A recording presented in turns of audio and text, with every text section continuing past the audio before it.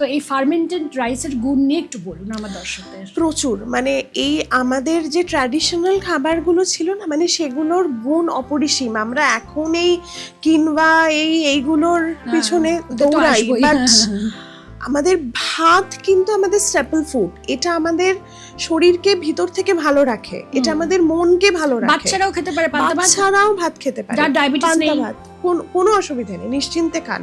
So এই পান্তা ভাতের ফলে কি হয়, এতে যেহেতু এই ফার্মেন্টেশনটা হচ্ছে, তার ফলে এর কার্বোহাইড্রেট কন্টেন্টটা অনেকটা কমে যাচ্ছে এবং এর ফলে প্রচুর মিনারেলস এর মধ্যে ইনকর্পোরেট হচ্ছে এই ফার্মেন্টেশনের জন্য।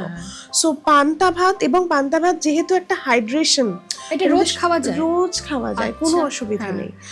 আমি পার্সোনালি ভীষণ খেতে ভালোবাসি, গরম পড়লে তো খাই, খুব ভালো। আর আমি খাই বলে না আমার একটু বেশি ঘুম পায় দুপুর থেকে, সেজন্য আমাকে সবাই বলে তুমি রোজ এরকম খেও না, মুখ চোখ খুলে যাবে, অসুবিধা নেই। মানে দেখুন, পান্তা ভাত কি, এটা আমাদের শরীরকে, ওই যে বললাম, মানসিক ভাবে খুব একটা খুব আরাম দেয়, শরীরকে ঠান্ডা করে, যেহেতু এর মধ্যে প্রচুর জল থাকছে, হাইড্রেশন। সো এটার ফলে কি হয়, ঘুম মানে কি, আমাদের শরীর রেস্ট চাইছে।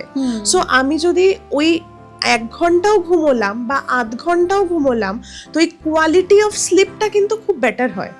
আপনি দেখবেন একদম ডিপ স্লিপ, এবং আমি যখন আধ ঘন্টা পরে উঠছি খুব ফ্রেশ আমি, তাহলে আমি কেন খাবো? এটা খুব ধারণা আছে যে ভাত খেলে ঘুমোলে নাকি মোটা হয়ে যাই, এটা সম্পূর্ণ একটা মিথ। তো এটা বলা হয় যে একদম ভাত খেয়েই আপনি শুয়ে পড়বেন না, মানে ওকে অ্যাটলিস্ট শরীরে মানে ডাইজেস্ট হওয়ার, মেটাবলাইজড হওয়ার একটু টাইমটা দিন। আধ ঘন্টা, 40 মিনিট, 1 ঘন্টা একটু টাইম লাগলো, সেটা পুরোটা আমাদের শরীরে ইউজ হয়ে গেল। আপনি আধ ঘন্টা রেস্ট নিতেই পারেন, তাতে কোনো অসুবিধা হয় না শরীরে।